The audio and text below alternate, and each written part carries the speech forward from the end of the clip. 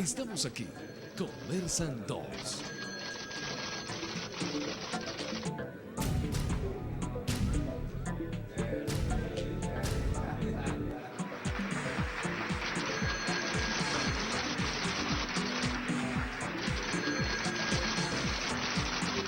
Conversan 2. Amanecer, en la honda noche universal que apenas contradicen los macilentos faroles, una racha perdida ha ofendido las calles taciturnas, como presentimiento tembloroso del amanecer horrible que ronda, igual que una mentira, los arrabales desmantelados del mundo. Curioso de la descansada tiniebla y acobardado por la amenaza del alba, resentí la tremenda conjetura de Schopenhauer y de Berkeley, que declara que el mundo es una actividad de la mente, un sueño de las almas, sin base, ni propósito, ni volumen. Y ya que las ideas no son eternas como el mármol, sino inmortales como una selva o un río, la especulación anterior asumió otra forma en el alba, y la superstición de esa hora, cuando la luz, como una enredadera, va a implicar las paredes de la sombra, doblegó mi razón y trazó el capricho siguiente. Si están ajenas de sustancia las cosas, y si esta numerosa urbe de Buenos Aires, equiparable en complicación a un ejército, no es más que un sueño que logran en compartida magia las almas, hay un instante en que peligra desaforadamente su ser, y es el instante entremecido del alba, cuando son pocos los que sueñan el mundo y solo algunos trasnochadores conservan cenicienta y apenas bosquejada la visión de las calles que definirán después con los otros. Hora en que el sueño pertinaz de la vida está en peligro de quebranto, hora en que le sería fácil a Dios matar del todo su obra. Pero otra vez el mundo se ha salvado. La luz discurre inventando sucios colores y con algún remordimiento de mi complicidad en la resurrección cotidiana solicito mi casa, atónica y glacial en la luz turbia, mientras un zorzal impide el silencio y la noche abolida se ha quedado en los ojos de los ciegos. Bueno, con este bello poema Amanecer del primer libro de Jorge Luis Borges, Fervor de Buenos Aires, que escribiera a los 23 para 24 años, damos inicio a este programa especial de Conversan 2, que tiene como invitado y figura central a este gran creador de la literatura en lengua española en el siglo XX, don Jorge Luis Borges. Empezamos con aires de tangos que tienen que ver mucho con Buenos Aires, porque Buenos Aires también fue la ciudad de Borges y buena parte de la geografía que hay en la obra de Jorge Luis Borges es Buenos Aires. Para conversar sobre Borges tenemos dos invitados muy especiales, a Julio César Londoño, conocido de todos, escritor, cuentista, periodista, y al novelista, filósofo y profesor universitario Edgar Collazos, que tienen en común que son grandes lectores de Borges desde el bachillerato, desde muy jóvenes, y a Mauricio Domenici, profesor de teatro de la Universidad del Valle, con el cual vamos a tener unas bellas lecturas de poemas seleccionados para este programa. Para iniciar esta conversación, vamos a ver una nota y ya regresamos.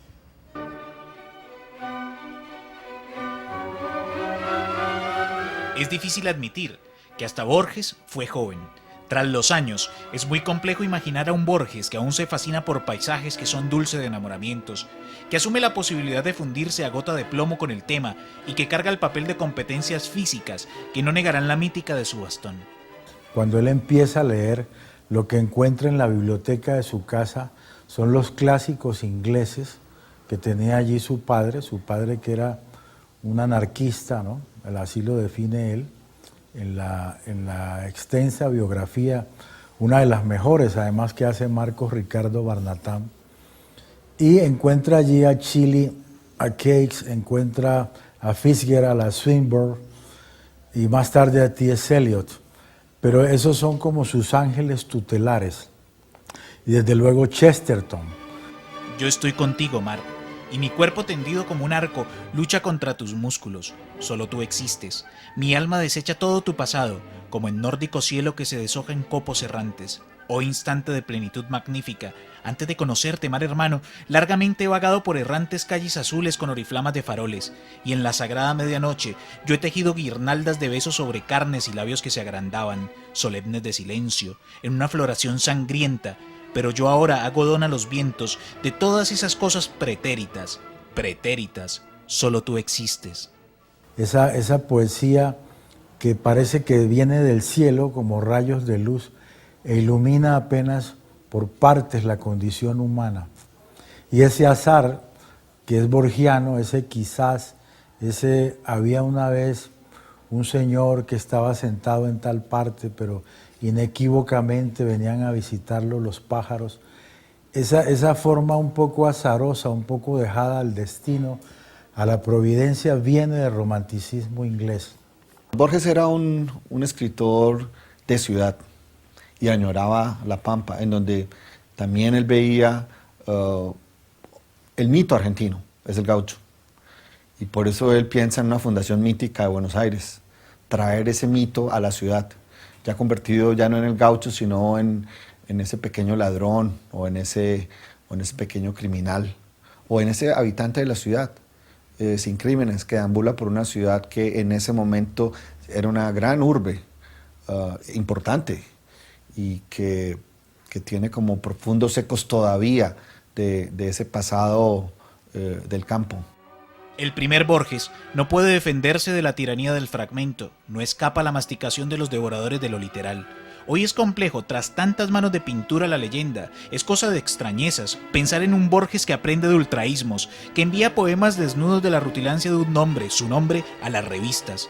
Qué extraño nos resulta hoy un Borges desprovisto de la contundencia de su firma, susceptible a equívocos de autoría. Borges es un niño que a los 6 años le dice a su padre que él quiere ser escritor, y a los 7 escribe por primera vez un ensayo sobre la mitología griega en inglés. Entonces hay que entender qué clase de genio fue Jorge Luis Borges, alguien que a los 7 años escribe un ensayo en inglés sobre la mitología griega bastante apreciable. Carlos Meneses resalta en 1920 en la revista Baleares la presencia de un tal Jorge Ginás Borges. La estrella que huyó de tu garganta madura no es más que un eco del formidable poema. Alguien lo ritma en la orquesta monstruosa de tus nervios. Alguien lo escribe sobre la tela gris de tus días y en el sopor de las alcobas pesadas, dolorosa, pueril, absurdamente. Apenas desdibujado, el último rasgo hará jirones de la obra y su desnuda noche, en el oleaje del silencio reposa, cajita negra para el violín que se ha roto. Sí, Borges es tal vez el escritor argentino menos argentino de todos los escritores. Todo su bagaje daría para que él fuera un lord inglés. Y sin embargo, él es el más argentino de todos los escritores argentinos, precisamente por esas amplias influencias que lo llevaron en su infancia a Europa. Cuando Borges regresó a Argentina, ya había bebido de todas esas influencias, había conocido sus raíces, había conocido las vanguardias europeas y todo ese entusiasmo lo trasladó a Argentina y siempre fue tal vez el primero de los argentinos. Bueno, después de esta bella nota aquí en el Teatro Estudio de Telepacífico, iniciamos nuestra conversación preguntándole a Edgar por qué Jorge Luis Borges hoy, 25 años después de su fallecimiento. Bueno, difícil competir con los bailadores de tango, pero vamos a ver. ¿Por qué Borges? Porque pienso que porque Borges nos enseñó una manera diferente de leer el castellano. Porque Borges nos enseñó a mirar la cultura occidental de otra manera como nunca se había visto en América Latina. Porque Borges enseña, porque Borges sirve para todo. Si uno quiere investigar sobre el Quijote y sobre Cervantes, ahí usted puede ir a leer las magias parecidas del Quijote, puede leer la parábola de Cervantes y Sancho, puede leer un poema hermoso, tal vez el mejor que se le haya hecho a la obra de Cervantes, que es Un soldado de Urbina. Si uno quiere entrar en Shakespeare, ahí está El hombre que fue Shakespeare, está Everything and Nothing, está los grandes prólogos que escribió para Hamlet y para Macbeth, y está un estudio maravilloso que escribió para la obra, y una traducción de Mojica Laínez, que es una página, es un texto de 10 páginas muy largo, de los títulos más largos que escribió. Si uno quiere saber qué es la novela y uno en debate con la novela, pues ahí está toda la discusión con Flaubert, está en el eje narrativo y la magia. Si uno quiere escribir un cuento, pues está Borges. Si uno quiere matar a un amigo sin que se den cuenta, está Borges. Si uno quiere tomar una venganza sobre alguien que le hizo dar un infarto al papá, está el relato de Massuns, maravilloso, y no lo meten a la cárcel. Si uno quiere enamorarse de la mujer del hermano, está La intrusa. Y Borges sirve para todo. Y porque Borges nos enseñó la mejor manera de ser latinoamericanos. Y por último, porque la obra de Borges no difiere con ninguna obra de escritor del boom latinoamericano. La obra de Borges ayuda a comprender a nuestros escritores de América en el siglo XX. Julio, y a propósito de esta magnífica respuesta de Edgar, Borges entre nosotros, ¿qué ha sido, según tu opinión, Borges entre nosotros, los lectores colombianos? Pues yo recuerdo que fue como un gran guía, un cicerón, como se dice. Muchos leímos libros porque Borges nos los enseñó, porque Borges nos los mostró. Tal vez una de las cosas que él tuvo, Borges, es que fue un hombre de una gran generosidad. Generalmente el escritor es un tipo que está muy obsesionado con el sonido de su propia voz. Borges estuvo obsesionado con muchas voces, descubría autores y le encantaba comentarlos, le encantaba incitarlo a uno a leerlo. Yo creo que así, leyendo a Borges, leyendo sus prólogos, leyendo sus comentarios, fue como descubrimos a Russell, a Chesterton, a Kipling, a Wells, a Wilde, a tantos autores. Yo creo que entre nosotros fue sobre todo eso, una gran guía de lecturas en un comienzo. Y después fue él mismo, su obra, ese gran jardín, ese gran regocijo, esa caja de chocolatines que puede ser Borges para cualquier lector. Bueno, y en cuanto a los secretos de la escritura, García Márquez decía que él había leído muchísimo a Borges y lo leía para pulir su prosa, para pulir la escritura. Ustedes que son escritores, Edgar, ¿de qué manera han apropiado esa sabiduría borgiana? Bueno, yo creo que si uno es escritor y uno tiene un proyecto de escritura, uno de los mejores maestros en castellano es Borges. Porque Borges enseña, en Borges está condensada todas las enseñanzas de los grandes ingleses. Uno puede leer los textos de crítica literaria de Stevenson y uno se da cuenta que de otra manera, tal vez hasta más agradable, Borges lo ha dicho. Borges, la precisión de Borges, por ejemplo. Sabemos que Borges no es un novelista, que nunca lo fue, y que es un detractor, tú también, de la novela, pero uno se puede imaginar una novela escrita con Borges, y hay un momento de la obra en que él confiesa, no soy un novelista y no sé cómo proceden los novelistas, pero pienso que yo lo haría así, que en el texto de Hawthorne,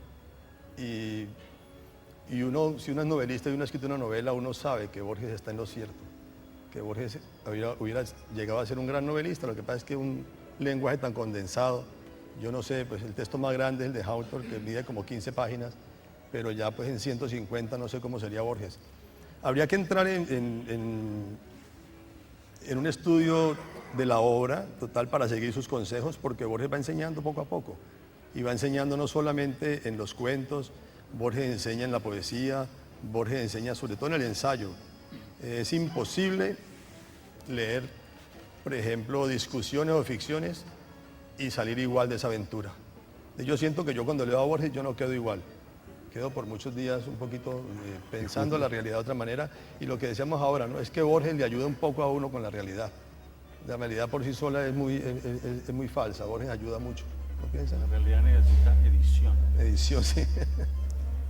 Y Julio, ¿cómo ha sido ese proceso escritural a partir de tu profunda lectura de Borges? Bueno, Borges enseña mucho. Borges, lo que señalaba Edgar, la precisión, enseña también que no es bueno escribir con sinónimos. Uno puede decir que llegó Pedro y cogió un cuchillo y le enterró un puñal y después limpió la daga, porque la gente va a pensar que ahí no hay un asesino, sino, pues, no sé, un arsenal de armas. Enseña también cómo hacer ensayo, estoy de acuerdo con eso con Edgar. Creo que la gran enseñanza de Borges en el ensayo es que no hay que ser exhaustivo. Cuando uno agota todos los ángulos de una obra literaria de un autor, lo más probable es que resulte siendo pesado y farragoso. Él prefería escoger 2 o 3 magias parciales del Quijote, por ejemplo, coger 2 o 3 ideas muy poderosas de un autor y con eso armar un texto sugestivo. No estaba pensando en comentar todas las obras de un señor, más su biografía, más su contexto en un gran libro. Creo que esa también es una gran enseñanza. A mí me gustó tanto él que yo quise imitarlo, yo quise escribir como Borges.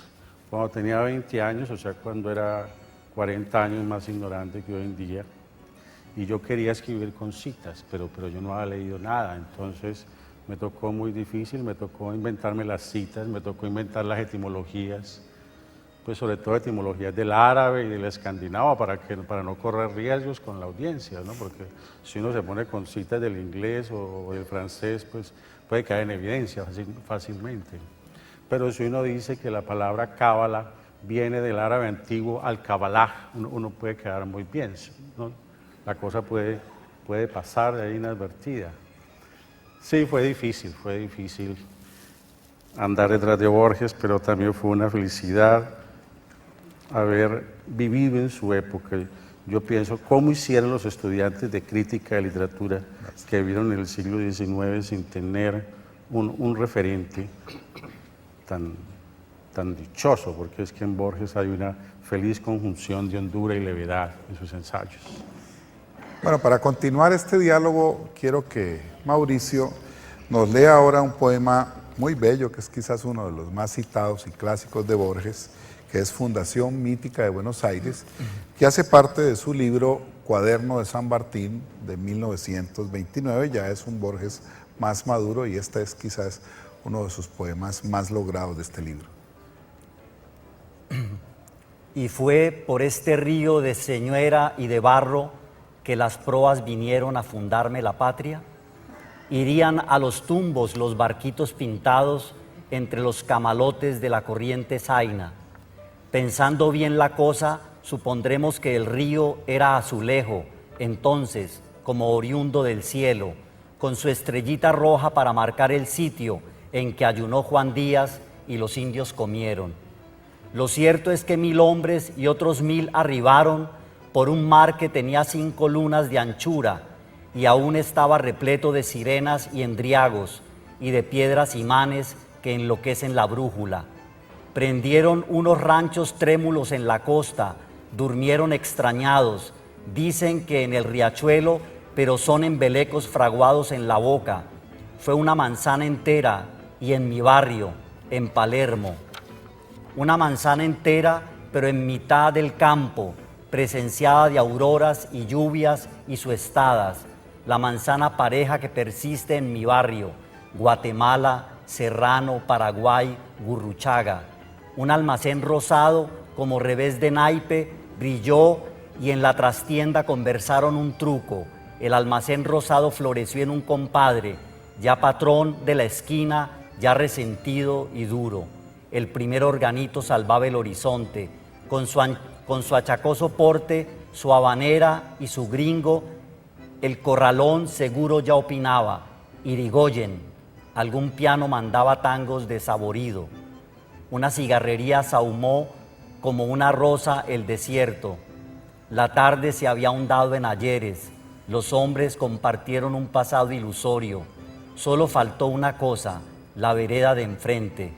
A mí se me hace cuento que empezó Buenos Aires. La juzgo tan eterna como el agua y el aire. Bueno, después de este poema hay una temática muy bella que es la temática fundacional, la historia de su ciudad. Borges amó a Buenos Aires como pocos. Es famosa el poema donde dice que jamás salió de Buenos Aires, así hubiese estado en todo el mundo, un gran viajero. Fue invitado a las más diversas latitudes a hablar de literatura. Sin embargo, siempre se consideró un hombre de Buenos Aires.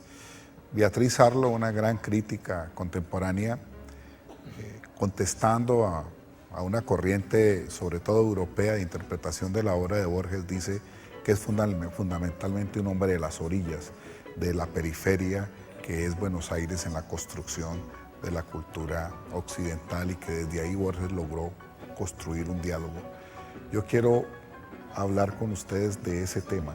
Diré ustedes cómo sienten ese Borges que cantó y que reflexionó y que le encontró su metafísica a Buenos Aires, Edgar. ¿Yo? Ok. Indudablemente es imposible imaginarse la obra de Borges y leer la obra de Borges en Buenos Aires. Es decir, y él mismo lo dice, ¿no? Incluso los 2 versos finales del poema: no nos juzgue el amor, no nos une el amor sino el espanto, será por eso que la quiero tanto. Porque es que Borges nunca pensó, incluso en la literatura fantástica, cuando él dice, me habrá sucedido algo a mí en la fantasía que no sea en Buenos Aires. Todo para mí es Buenos Aires, no puede haber otra cosa. Hay una versión que vagó mucho por América Latina y es debido a que la obra de Borges, el mejor momento de Borges es de los años 30, después de Fervor de Buenos Aires y de Luna de Enfrente, empieza el joven Borges, el Borges de los 30 años, que es un Borges vigoroso, empieza a crear una gran literatura y justo en ese momento Borges tiene que enfrentarse a un gran movimiento latinoamericano que es el boom. Podemos pensar el boom como una enorme flota naval que navegaba junta mientras que alguien vagaba solo en un barco, que era Borges. Pero si uno quiere mirar cómo era la literatura fundacional de América, es imposible no leer el Evaristo Carriego.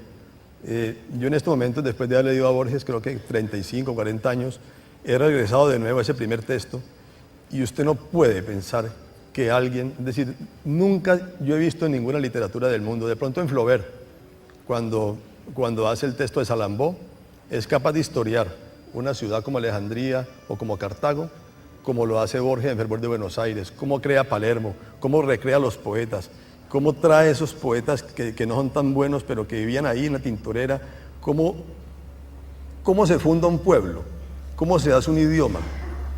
No conozco a nadie, no es capaz García Márquez con lo que me gusta Gabo, con lo que me gusta Edgar. Vargas Llosa. Bueno, vamos a hacer una pausa y ya regresamos.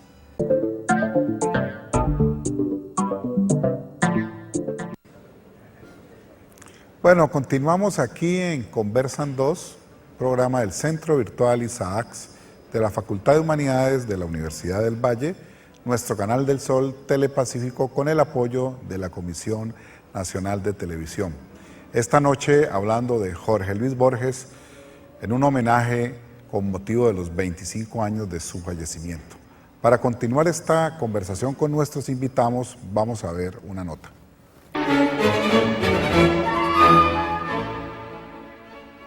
Son las anécdotas las que más resisten el golpear de los diversos vientos. Son las frases hechas las que mejor se orquestan a las enciclopedias. Solo las maledicencias pervivirán al imperio de los gestos. Del primer Borges, los futuros arrepentimientos y la pulsión que ha de convertir inocencias en mordacidad. Después del premio Formentor, él se hace un escritor famoso.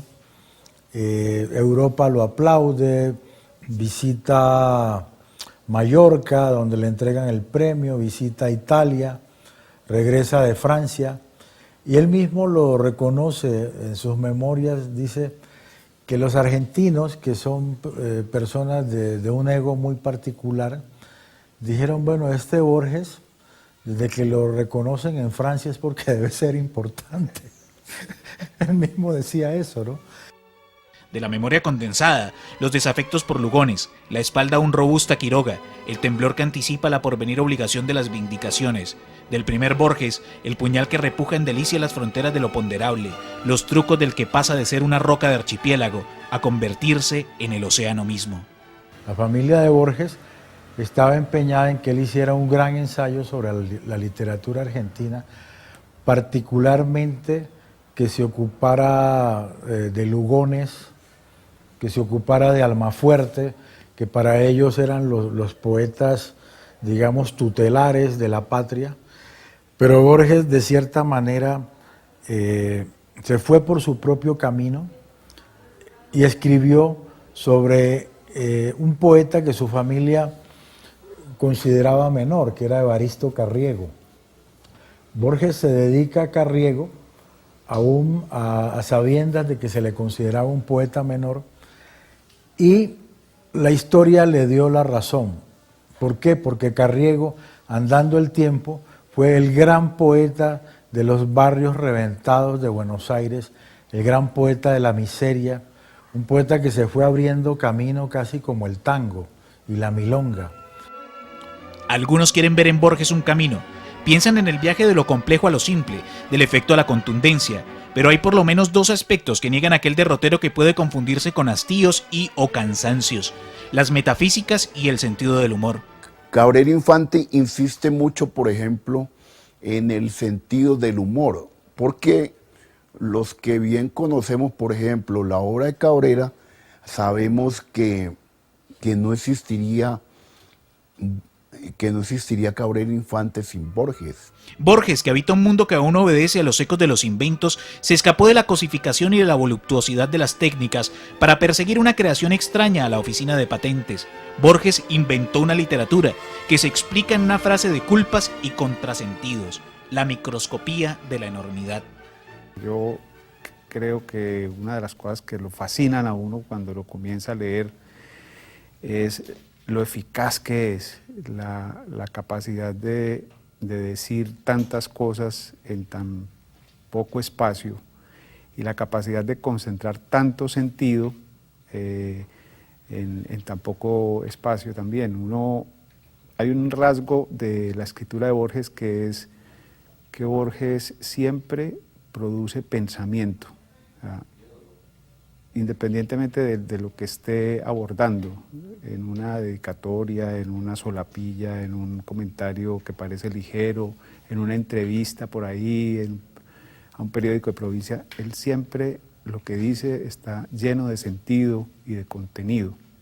A mí me encantan los temas de Borges, son, digamos, maravillosos, muy atractivos. El paso del tiempo, los tigres, el doble, el espacio, los juegos que hay, las paradojas, los equívocos. Hay un Borges criollo, un Borges que es nuestro, un Borges que habla de la tierra, que habla de la milonga, que habla del tango, que habla de los abastos. Ese Borges que está emparentado con el tango es el Borges más genuinamente americano. Inventarse una literatura no significa inventarse un estilo, significa edificar claves de lectura, determinar las costumbres de consumo del referente, crear un universo propicio donde las lecturas propias se convierten en lecturas obligadas para todos. Nosotros vemos cómo Borges, aparte de ser el gran escritor, es un guía de lecturas para los escritores latinoamericanos. Él nos muestra el hombre que fue jueves de Chesterton, él nos muestra el romanticismo inglés. Entonces, eso que llamamos ser borgiano, independientemente de sus cuentos pintorescos, de compadritos, de milongueros, del lunfardo, viene del romanticismo inglés. Límites. De estas calles que ahondan el poniente, una habrá, no sé cuál, que he recorrido ya por última vez, indiferente, y sin adivinarlo, sometido a quien prefija omnipotentes normas y una secreta y rígida medida a las sombras, los sueños y las formas que destejen y tejen esta vida. Si para todo hay término y hay tasa, y última vez y nunca más y olvido, ¿quién nos dirá de quién en esta casa, sin saberlo, nos hemos despedido? Tras el cristal ya gris, la noche cesa, y del alto de libros que una trunca sombra dilata por la vaga mesa, alguno habrá que no leeremos nunca. Hay en el sur más de un portón gastado, con sus jarrones de mampostería y tunas que a mi paso está vedado, como si fuera una litografía. Para siempre cerraste alguna puerta, si hay un espejo que se aguarda en vano, la encrucijada te parece abierta y la vigilia cuadrifronte jano. Hay entre todas tus memorias una que se ha perdido irreparablemente. No te verán bajar a aquella fuente, ni el blanco sol, ni la amarilla luna. No volverá tu voz a lo que el persa dijo en su lengua de aves y de rosas, cuando al ocaso ante la luz dispersa quieras decir inolvidables cosas. Y el incesante ródano y el lago, todo ese ayer sobre el cual hoy me inclino, tan perdido estará como Cartago, que con fuego y con sal borró el latino. Creo en el alba oír un atareado rumor de multitudes que se alejan. Son lo que me han querido y olvidado. Espacio y tiempo y Borges ya me dejan. Bueno, después de este bello poema, pues vamos a conversar un poco de los temas borgianos. Él mismo, cuando publicó sus obras completas en el 72, hacía un resumen muy bello que vale la pena leerlo. Decía: la patria, los azares de los mayores, las literaturas que honran las lenguas de los hombres, las filosofías que he tratado de penetrar, los atardeceres, los ocios, las desgarradas orillas de mi ciudad, mi extraña vida cuya posible justificación está en estas páginas, los sueños olvidados y recuperados, el tiempo. La prosa convive con el verso. ¿Acaso para la imaginación ambas son iguales? Por supuesto, hablar de todas estas temáticas sería imposible porque es una vasta obra, pero yo sí quiero preguntarle a Julio César cómo se ha movido con esas temáticas borgianas. ¿Cómo se ha movido? Tus lecturas, tus preocupaciones alrededor de las temáticas de Borges. ¿Qué más te deleita de todas estas temáticas? ¿Cómo ha sido tu recepción? A mí me ha gustado mucho leer los ensayos de Borges, sin desconocer pues que sus cuentos son deliciosos, que son como una especie, un ajedrez de fierro y luz, sin desconocer que sus poemas riman y ritman y reflexionan. A mí me alimenta mucho su ensayo, tal vez porque es tan escaso el buen crítico literario, tan escasos los críticos, tal vez es un género muy difícil, ¿no? Hay una legión de poetas extraordinarios, hay miles de grandes novelistas, hay muchos buenos cuentistas, pero el crítico literario escasea. Uno podría contarlos con la mano de los dedos, desde Aristóteles hasta Antier, y creo que caben perfectamente en las dos manos, ¿no? Uno dice Horacio, uno dice Virgilio, Wilde, Poe, Valéry, Harold Bloom, Borges, Steiner, y casi que uno agota la baraja de posibilidades. Sí, yo me quedaría, si hubiera que sacrificar a uno de los Borges, al cuentista, al poeta, yo sacrificaría con gusto el Borges de ese par de géneros y preservaría al Borges ensayista. Creo que es indispensable. Y Edgar, creo que hay una temática que Edgar ha trabajado mucho y que lo delicia mucho, sé por muchas conversaciones que hemos tenido de Borges, que es la literatura fantástica, Edgar. Sí, es difícil definir o hacer una definición de literatura fantástica, porque pues que corres el riesgo de hacer una definición por un diccionario. Yo pienso, a mí me ha pasado algo en los últimos años. Yo leo a Borges como se lee en las antiguas cosmogonías, las primeras epopeyas y la mitología, porque he descubierto que en ese mundo, al igual que en el mundo de Borges, las cosas difieren de la realidad. En la realidad, uno de las grandes virtudes o de los grandes preceptos que tienen las cosas es que tienen que diferir en el mundo físico, en el mundo que habitamos. Es decir, una rosa difiere de una estrella de un árbol de una piedra de un caballo. En el mundo fantástico el problema no es diferir, las cosas tienen que representar algo, tienen que ser símbolos de algo, para poder, ese es el primer precepto de la literatura fantástica, aunque muchas veces no logremos saber qué simbolizan. La segunda razón de la literatura fantástica, es que las cosas en ese mundo tienen que asombrar, y solamente se logra el asombro si esa nueva propuesta de mundo fantástico nace paralela a la realidad. Explico. Y generalmente tiene que estar mezclado de realidades. El centauro es la mezcla de un caballo con un hombre. La sirena es la mezcla de una mujer con un pez. La medusa es la mezcla de una mujer con el cabello de serpientes. Pero eso no nos asombra solamente si nos presentan esa realidad de ese ser maravilloso. Se me acaba de ocurrir que la metáfora es prima hermana de la fantasía, porque también está formada de dos realidades. Tú que estabas preocupado en la clase. Contacto momentáneo de dos imágenes.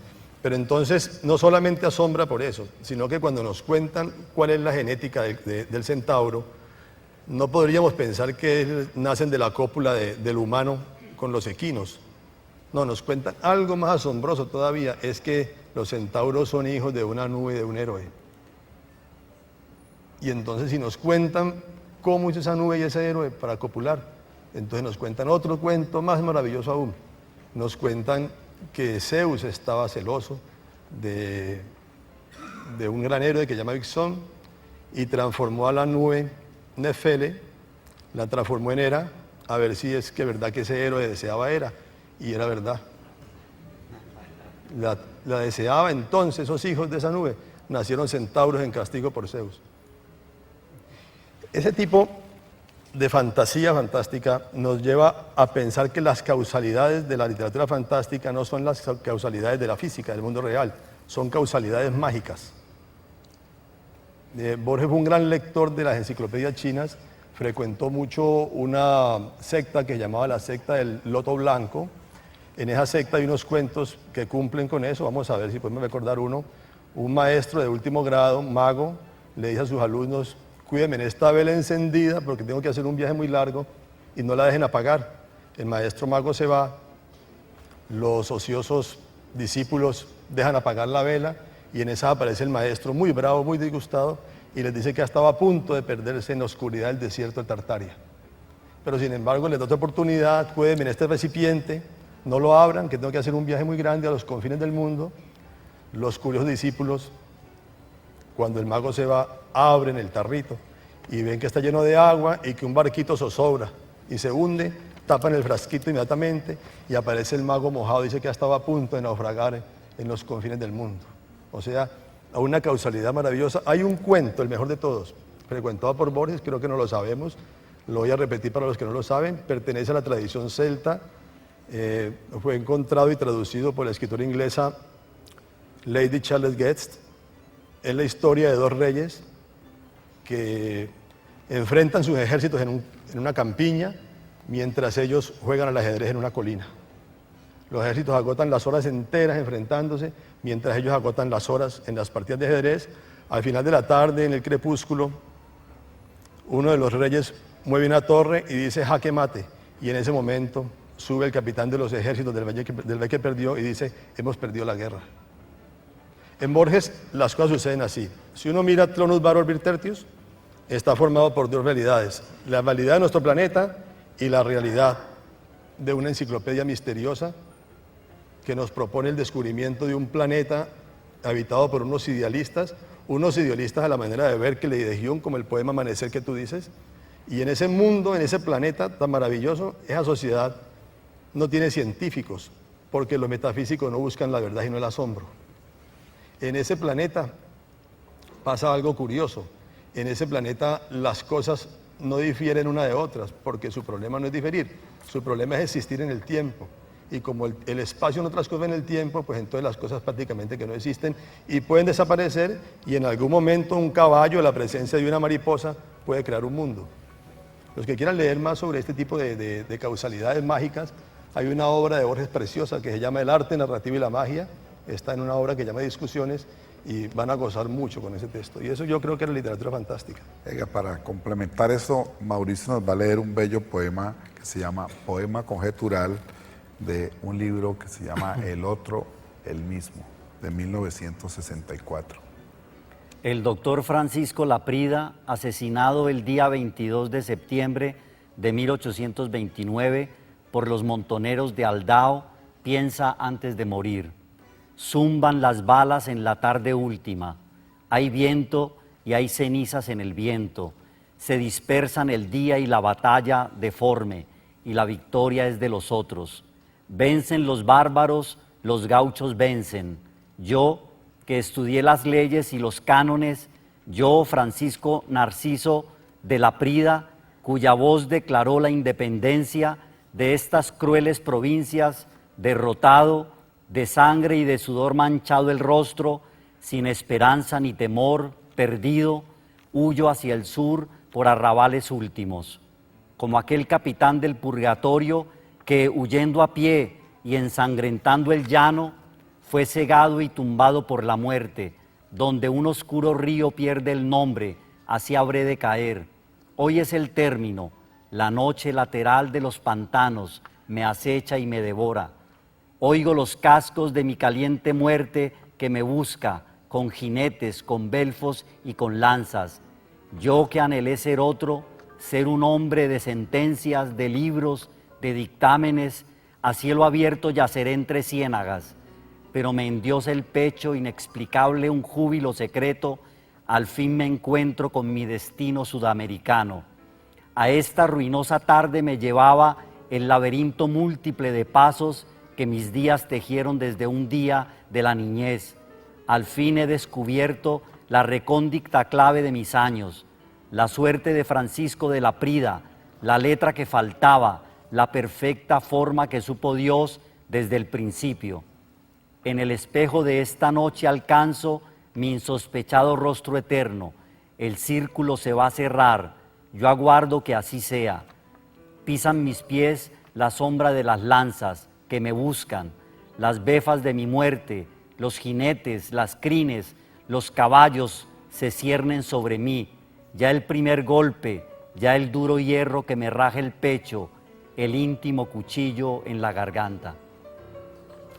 Bueno, con este bello poema podemos entrar a un tema que son los autores que Borges más frecuentó en su propia literatura, el Martín Fierro, por ejemplo, lecturas que daban otra manera y que él muchas veces le dio soluciones en las tramas de algunos de sus cuentos. Quiero, Julio César, que hables un poco de este tema de los cuentos y cómo Borges reelaboraba, leía de una manera muy original su propia tradición histórica.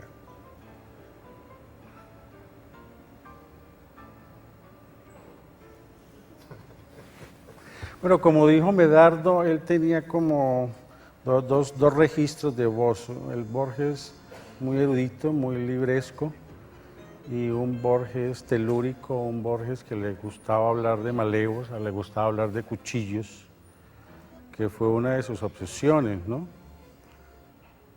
Siempre fue una preocupación de Borges el coraje, o el coraje famoso de la gran épica, o el coraje del barrio. Tal vez por lo que era tan flojo él mismo, ¿no? Dicen que cuando su mamá se iba a protestar en la plaza, él se quedaba escondido detrás de un gran tomo de una enciclopedia. Muy nervioso Borges o muy cauto, una de las dos. Pero de todas formas eso puede explicar de todas formas esa admiración de Borges por el coraje. Sus versos, sus cuentos librescos, pues son como unos organismos de alta precisión, ¿no? Uno piensa, por ejemplo, en La muerte y la brújula, y eso es una máquina exactamente construida. ¿Cómo puede ser un asesino para dejar ciertas pistas para atrapar al detective, ¿no? Para hacerle una celada, para llevarlo al cuarto punto del vértice y matarlo allí? Es una obra absolutamente matemática, y muchos cuentos de Borges están en esa línea, en ese rigor, en ese ajedrez muy preciso. Los otros cuentos muy llenos de literatura, porque es que si algo distingue a Borges es ser un escritor para escritores, ser un escritor cuya vida es libros y libros y libros. Uno piensa en Balzac, y a Balzac lo define el que es el gran cronista del burgués de su siglo. Uno piensa en Shakespeare y es el agudo observador de las pasiones humanas. Uno piensa en García Márquez y es el hombre que supo nombrar todas las cosas, como le oía a un amigo esta mañana, un señor que nos conoce a todos. Pero Borges no estaba muy interesado en la realidad. La realidad de Borges eran libros. Como lo dice con muy buena mala leche Eduardo Escobar, dice: Borges es palimpsesto, escritura sobre la escritura. Borges es opio rebajado, numismática, heráldica, escolástica en suma. Qué atrevido el Eduardo, ¿no? Tenemos que arreglar cuentas con él. Y lo otro, pues esa vena de su Buenos Aires, del malevo, que dejó huellas tan lindas como La intrusa, como El cuento del sur, que ya son unos cuentos muy sencillos, donde demuestra que sí, que además de ser ese minotauro, ese ser fabuloso, ese tipo raro, ese hombre hecho más de letras que de vivencias, también lo tocó su entorno, que era inevitablemente argentino. Y lo fue muy tempranamente, tal vez por lo que viajó joven, ¿no? Inicialmente uno tiene muchos problemas con su ciudad porque uno cree que la vida está en otra parte. Uno cree que son más rojas las rosas de Alejandría. Uno cree que el ruiseñor de Hungría canta más lindo que el del patio de uno. Uno tiene muchos problemas con su entorno. Uno siente su ciudad muy pobre. Pero a Borges lo salvó que viajó muy joven a terminar bachillerato en Europa, y entonces pudo extrañar también a su Buenos Aires muy joven, no tuvo que ser viejo para amar su ciudad, como nos pasa a muchos. La pudo extrañar joven y cuando regresa y la redescubre, entonces la ama con todo su corazón y puede hacer esos versos extraordinarios de Luna de Enfrente, de Cuaderno de San Martín, de Fervor de Buenos Aires. Bueno, vamos a ver otra nota y ya volvemos a nuestra conversación.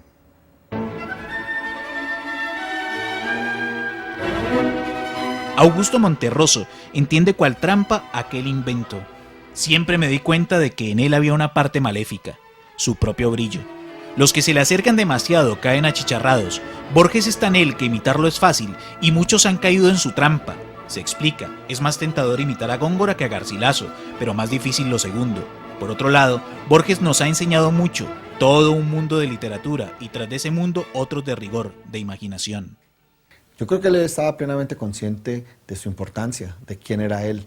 Y creo que si uno lo lee atentamente, en cada poema, en cada ensayo, en cada cuento, Borges es el mismo. Él es un personaje muy vivo en sus cuentos. Él aparece ahí, su familia aparece ahí, constantemente hay referencias familiares, a su padre, a su madre, a él mismo. Él como el otro Borges. Yo creo que él estaba convencido de que él era un genio, y pues lo era. Y en esa medida él tomó distancia de muchos escritores, pero también pues mantuvo una amistad entrañable con Bioy Casares, que era como su alter ego. Y Bioy Casares entendió ese papel de ser el alter ego de un genio. Nunca compitió con él, lo dejó ser. Fue su amigo, un gran escritor, pero siempre a la sombra de Borges. En Colombia pasó exactamente lo mismo con García Márquez. Toda una generación de novelistas colombianos se vieron frustradas sus aspiraciones de ser conocidos porque, bueno, tenían un sol que no se apaga por la noche, ¿no? Que es García Márquez. Los tiempos viran y el antiintelectualismo del antes se convierte en el intelectualismo del hoy. Los textos de circulación masiva que atentan el corpus se han de convertir en corpus y la defensa de lo popular se convertirá en la carne de futuras exclusiones. Él, como Bernard Shaw dijo una vez, mi educación fue interrumpida por mi formación escolar. Amó a los malevos, pero nunca fue uno de ellos. Uno no se lo imagina a él yendo donde las prostitutas, o emborrachándose en los bares, o peleando con marineros. Nada más alejado de eso. Pero ese mundo, digamos, es fascinante, porque es un mundo en donde aparece la noche, el crimen, la incitación, el misterio, y pues esos fueron temas que él trató. Borges escribió versos para tango, escribió textos para las canciones de tango. A él le encantaba el tango, pero el anterior tango, el tango que seguramente pues ellos consideran el tango auténtico de los años 20. Por ejemplo, a Borges no le gustaba Gardel, no le tenía buena impresión a Gardel. Ya le gustaban, yo creo que eran los cantores del alma popular argentina, más exactamente, los cantores de tango y de milonga. Sin embargo, tenemos que admitir que Borges, inicialmente, antes del premio Formentor, era un escritor para escritores, o sea, una joya rara, una especie de gema exquisita que solamente visitaban en sus lecturas los escritores. Era un escritor para escritores. El Borges regularizado hace concreto el riesgo de su poética cercenada. Solo es susceptible de imposturas el Borges leído por bárbaros que se reivindican cual víctimas. Tiene un poema en el cual hace un homenaje a Cervantes sin mencionarlo, que dice así: sospechándose indigno de otra hazaña, como aquella en el mar, ese soldado, a sórdidos oficios resignado, erraba oscuro por su dura España. Para borrar o mitigar la hazaña de lo real buscaba lo soñado, y le dieron un mítico pasado los ciclos de Rolando y de Bretaña. Se creía acabado, solo y pobre, sin saber de qué música era dueño, atravesando el fondo de algún sueño, por él ya andaban Don Quijote y Sancho. En ese soneto hay una cosa que a mí me impresiona muchísimo, y es ver cómo es capaz de de juntar tres palabras: a sórdidos oficios resignado. O sea, ¿cómo es capaz de usar esas tres palabras que están tan ligadas entre sí? El adjetivo otra vez, sórdidos, luego atado ese adjetivo a oficios, ¿sí? Y luego resignado. O sea, eso tiene una lógica y una capacidad de concreción y de potenciar el sentido, que eso sí es el arte de Borges. Arte poética. Mirar el río hecho de tiempo y agua y recordar que el tiempo es otro río. Saber que nos perdemos como el río y que los rostros pasan como el agua.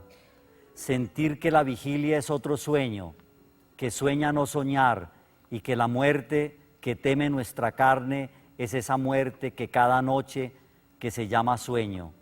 Ver en el día o en el año un símbolo de los días del hombre y de sus años, convertir el ultraje de los años en una música, un rumor y un símbolo, ver en la muerte el sueño, en el ocaso un triste oro. Tal es la poesía, que es inmortal y pobre. La poesía vuelve como la aurora y el ocaso. A veces en las tardes una cara nos mira desde el fondo de un espejo. El arte debe ser como ese espejo que nos revela nuestra propia cara. Cuentan que Ulises, harto de prodigios, lloró de amor al divisar su Ítaca verde y humilde. El arte es esa Ítaca de verde eternidad, no de prodigios. También es como el río interminable que pasa y queda y es cristal de un mismo Heráclito inconstante que es el mismo y es otro, como el río interminable. Una arte poética también la llevó Borges al oficio no solamente de elaborar esas bellas metáforas, sino también a su oficio de lector, de crítico, como ahora señalaba Julio César. Yo sé que Edgar Collazos, quien ha escrito una de las más bellas novelas contemporáneas sobre la historia de nuestro Valle del Cauca, El demonio en la proa, tiene entre sus proyectos literarios una biografía de don Jorge Isaacs. Ya leyó el año pasado el primer capítulo.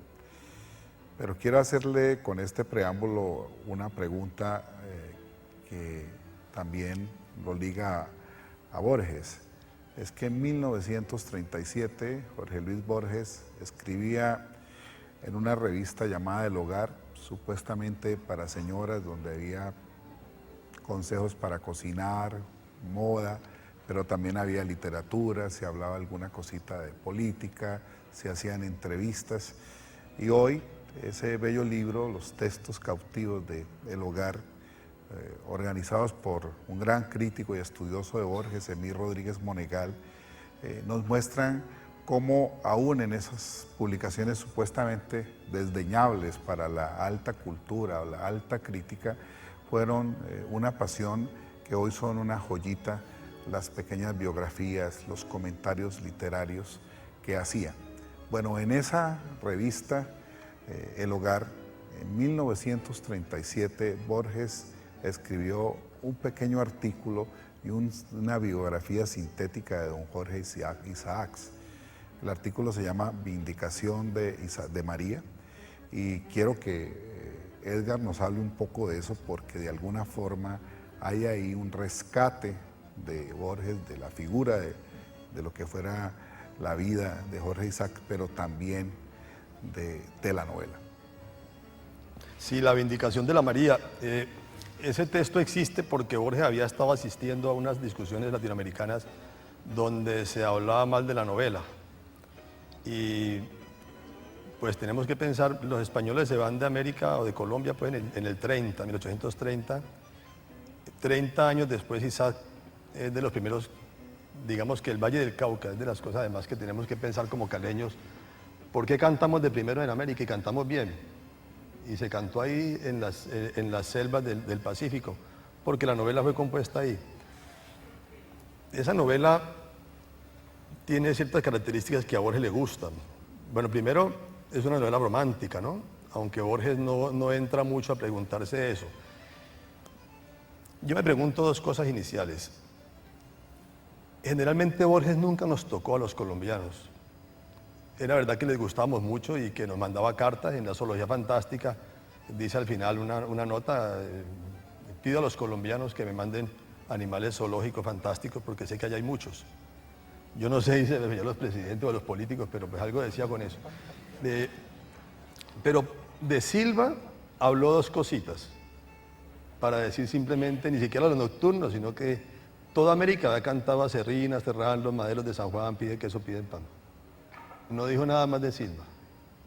Cuando le preguntaron por Baldomero Salincano, dijo Baldomero, Baldomero, qué feo ese nombre. ¿Ya?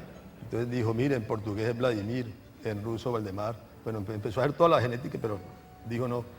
Pero en cambio, de nuestro Jorge Isaac sí hizo un gran texto y un texto cargado de furia, de ironía. Es decir, se veía que estaba discutiendo con alguien que había dicho que la María era un texto ilegible, porque una de las citas dice, hasta ayer a las 10 de la noche, cuando acabé de leerlo, se dejaba leer desde la primera página hasta la última. Entonces, y luego va enumerando y dice que uno de los mejores momentos de la novela es la muerte del tigre, la casa del tigre.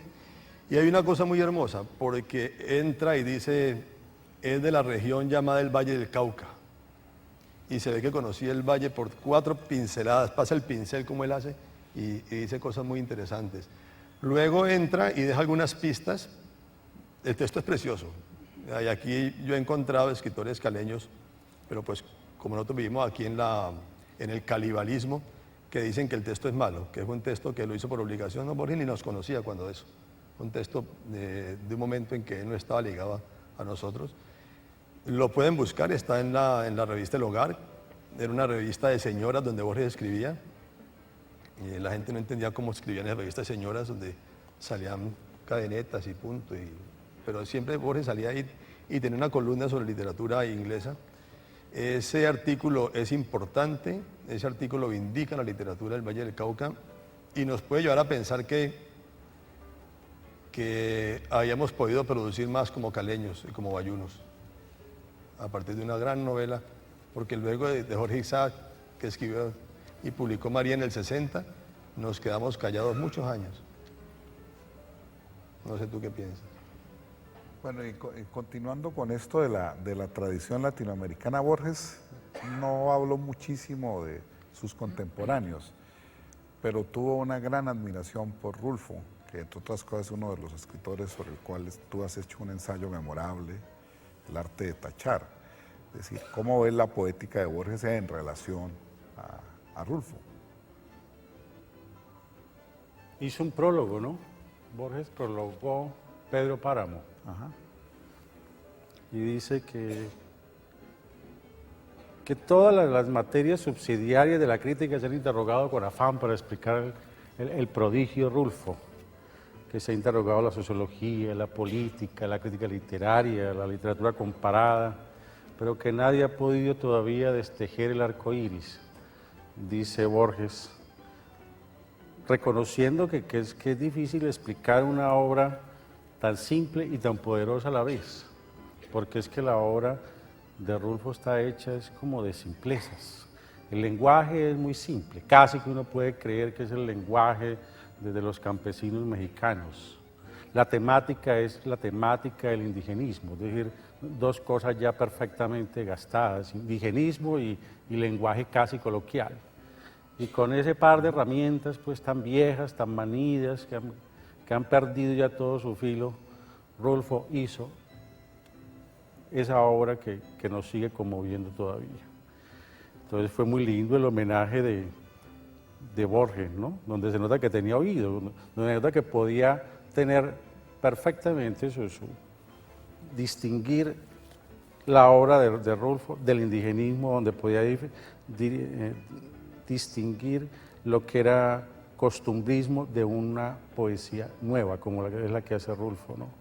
Rulfo con palabras sencillas hace una obra altamente poética y con temáticas perfectamente contadas ya, hace una obra de una gran intensidad Creo que le ayudó a Rulfo el hecho de que no se puso panfletario, no se puso político. A Rulfo le interesaba contar una historia con eficacia. Rulfo no estaba interesado en rescatar el campesino mexicano. A lo mejor le dolía íntimamente la situación del campesino, que era muy dura en esa época en México, pero sobre todo le estaba interesado en contar un cuento muy bien contado. Él no estaba interesado en hacer panfletos, no estaba interesado en salvar al pueblo mexicano de nada. Su compromiso era echar un cuento bien echado. Me imagino que le ayudó su contacto con el cine, le ayudaron sus lecturas de los narradores norteamericanos, que era muy buen lector de Steinbeck, por ejemplo. Yo creo que eso le sirvió mucho a Rulfo. Bueno, vamos a leer El Tango, un poema del libro El Otro, el Mismo. ¿Dónde estarán? Pregunta la elegía, de quienes ya no son, como si hubiera una región en que el ayer pudiera ser el hoy, el aún y el todavía. ¿Dónde estará, repito, el malevaje, que fundó en polvorientos callejones de tierra o en perdidas poblaciones la secta del cuchillo y del coraje? ¿Dónde estarán aquellos que pasaron dejando a la epopeya un episodio, una fábula al tiempo, y que sin odio, lucro o pasión de amor se acuchillaron? Los buscó en su leyenda, en la postrera brasa que, a modo de una vaga rosa, guarda algo de esa chusma valerosa de los corrales y de Valvanera. ¿Qué oscuros callejones o qué yermo del otro mundo habitará la dura sombra de aquel que era una sombra oscura? Muraña, ese cuchillo de Palermo, y ese Iberra fatal de quien los santos se apiaden, que en un puente de la vía mató a su hermano, el ñato, que debía más muertes que él, y así igualó los tantos. Una mitología de puñales lentamente se anula en el olvido, una canción de gesta se ha perdido en sórdidas noticias policiales. Hay otra brasa, otra candente rosa, de la ceniza que los guarda enteros. Ahí están los soberbios cuchilleros y el peso de la daga silenciosa, aunque la daga hostil o esa otra daga, el tiempo, los perdieron en el fango. Hoy, más allá del tiempo y de la aciaga muerte, esos muertos viven en el tango. En la música están, en el cordaje de la terca guitarra trabajosa, que trama en la milonga venturosa la fiesta y la inocencia del coraje. Gira en el hueco la amarilla rueda de caballos y leones, y oigo el eco de esos tangos de Arolas y de Greco que yo he visto bailar en la vereda, en un instante que hoy emerge aislado, sin antes ni después, contra el olvido, y que tiene el sabor de lo perdido y lo recuperado. En los acordes hay antiguas cosas, el otro patio y la entrevista parra. Detrás de las paredes recelosas, el sur guarda un puñal y una guitarra. Esa ráfaga, el tango, esa diablura, los atareados años desafía. Hecho de polvo y tiempo, el hombre dura menos que la liviana melodía, que solo es tiempo. El tango crea un turbio pasado irreal que de algún modo es cierto, el recuerdo imposible de haber muerto peleando en una esquina del suburbio.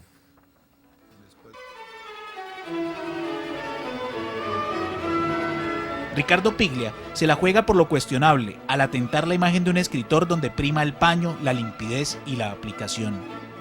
Dice Piglia, hay un antiintelectualismo muy firme en Borges y en esa tensión se juega a menudo toda la construcción densa y sutil de sus relatos, ese contraste entre la cultura y la vida. Digamos así, mantener la tensión, trabajar todos los matices de esos dos mundos es fundamental en la escritura de Borges. Mantener unidos los términos, siempre en lucha, creo que eso es constitutivo en Borges y a la larga prevalece la idea de que la biblioteca, los libros empobrecen y las vidas elementales de los hombres simples son la verdad. Fue un hombre de libros, un hombre de bibliotecas y se aproximó a la guapería de la calle desde la leyenda, ¿no? Desde la epopeya. A él, por ejemplo, le decían una vez, bueno, ¿te gusta el Martín Fierro? Y claro, él lo ponderaba, pero había otros libros que no le gustaban mucho, porque decía, en ese libro lo leo y no se comete un solo crimen. Entonces, parece que el asunto del crimen, de la muerte, del derramamiento de sangre, estaba implícito en las historias criollas. Y Borges lo sabía, lo hizo muy bien cuando él habla de cuchilleros, de puñales. Creo que allí hay un hombre que no necesita haber vivido eso para narrarlo magistralmente. Recordemos la milonga que le dedicó a un guapo bonaerense, a Jacinto Chiclana, cuando él dice: alto lo veo y cordial, con el alma comedida, capaz de no alzar la voz y de jugarse la vida. Eso podría ser perfectamente el inicio de un tango. Ricardo Piglia considera que Borges cierra la literatura del siglo XIX en la Argentina al ubicarlo en la tradición narrativa de la gauchesca. Lo describe como un lector de manuales que convierte el uso de la cultura en puro procedimiento, afirmando que en Borges la erudición funciona como sintaxis, es un modo de darle forma a los textos. Hay que entender que nace ya casi a las puertas del siglo XX, en 1889, y a las puertas mismas también de la caída del rey Humberto en Italia, que fue asesinado, y con el cual se inicia, hecho con el cual se inicia la República en Italia. Él es un hombre, pues, del siglo XIX, entrado ya en el XX, pero con una cultura del XVIII. Borges no requiere de enamoramientos, no es un autor para seducir adolescencias, no soporta últimas palabras, pero condensa casi la totalidad de la importancia de las mismas. Cabrera Infante decía que Borges era la mejor cosa que le había ocurrido a la literatura escrita en español desde la muerte de Calderón en 1681. Cortázar en Rayuela hace un poema que es memorable hablando de Borges. Gabo, por ejemplo, reconoce que es quizás el escritor que más él ha leído y el que más ha estudiado.